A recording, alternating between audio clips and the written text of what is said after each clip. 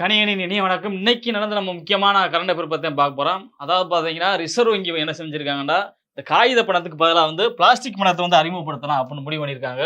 அதுக்கு வந்து முன்னோட்டமா கிட்டத்தட்ட வந்து 6,371 கோடி அதிகரிச்சிருக்கு. முன்னாடி பார்த்தீங்கன்னா 2015ஆம் நிதியாண்டுல வந்து இந்த கரன்சி நோட்டு பார்த்தோம்னா 5,101 கோடியா இருந்தது. இந்த வருஷம் பார்த்தீங்கன்னா 6,372 கோடியா இருந்திருக்கு.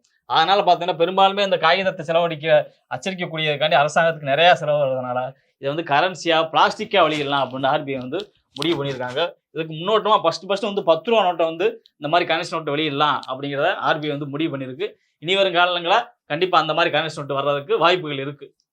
அடுத்து நம்ம பார்த்தோம்னா, இந்தியாவில் வந்து பிரம்மோஸ் ஏவுகணையவும் ட்ரோனையும் வாங்குறதுக்காண்டி சைப்ரஸ் நாடு வந்து விருப்பம் தெரிவிச்சிருக்குங்க. ஆமா, நம்ம வந்து ஆபரேஷன் சிந்தூர் அப்படிங்கக்கூடிய அந்த படையெடுப்பு மூலம் வந்து பாகிஸ்தானுடைய விமானப்படங்களை வந்து நம்ம நாடு தாக்கினால வந்து நம்ம நாட்டில் இருக்கக்கூடிய இந்த பிரம்மோஸ் ஏவுகணையவும் ட்ரோன்களையும் வாங்குறதுக்கு வந்து சைப்ரஸ் நாடு வந்து ரொம்ப விருப்பம் தெரிவிச்சிருக்கு. விரைவில் வந்து அந்த பிரம்மோஸ் ஏவுகணையவோ ட்ரோன்களையும் வாங்குறதுக்கான வாய்ப்புகள் நிறைய இருக்கு.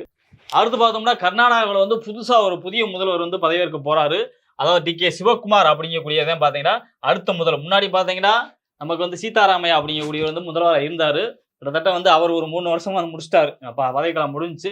அதுக்கடுத்து 2 வருஷம் வந்து டி.கே. சிவகுமார் அவர்கள் பார்த்தீங்கன்னா கர்நாடகாவுக்கு முதல்வர் ஆக போறாரு அப்படிங்கக்கூடிய தகவலை வந்து காங்கிரஸ் நிர்வாகம் வந்து தெரிவிச்சிருக்கு.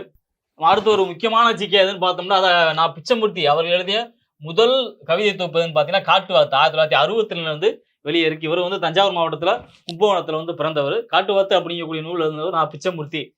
அடுத்து ரொம்பவே புகழ்பெற்ற நூலான வாடிவாசல் அப்படிங்கக்கூடிய நூல் 1959 எழுதப்பட்டது.